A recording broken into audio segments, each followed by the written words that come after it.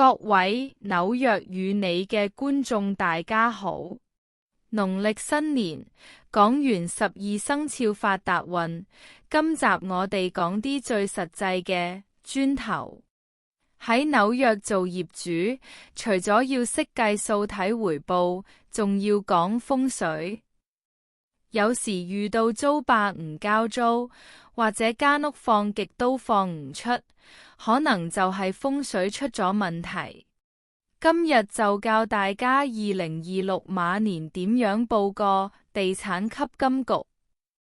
屋企想賣，但係掛牌好耐都無人問津。風水拆解，明堂要夠光，屋企大門口明堂代表財路。如果想快啲賣出，一定要確保門口燈夠光猛，千祈唔好堆滿雜物或者舊鞋。清走上手衰氣，如果之前有租客搬走，想賣個好價錢，一定要做一次大清洗。打開晒啲窗通風，甚至喺屋企4個角落擺少少粗鹽淨化，將上手租客停滯嘅氣場掃走。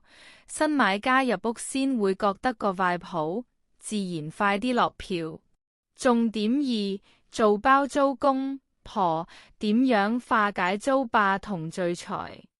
遇到麻煩租客、商業租客拖欠租金，搞到要發律師信。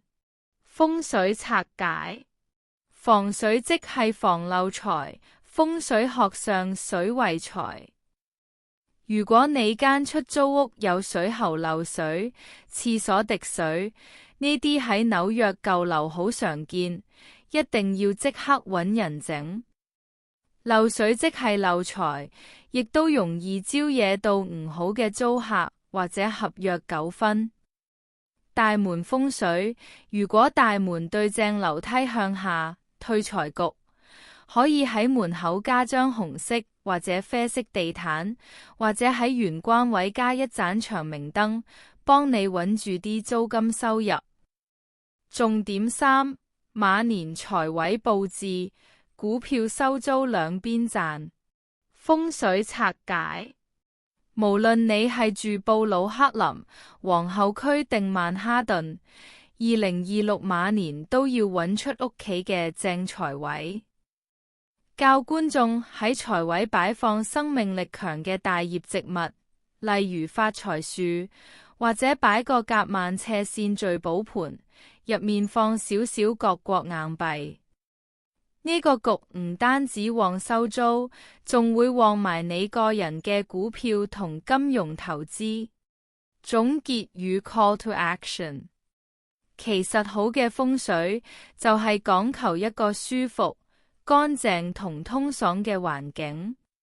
環境好，自然吸引到好租客同好買家。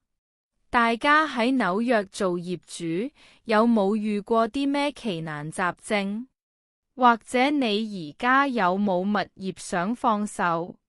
留言同我分享下。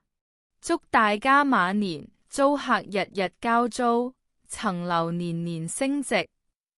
記得 subscribe 紐約與你，我哋下次見。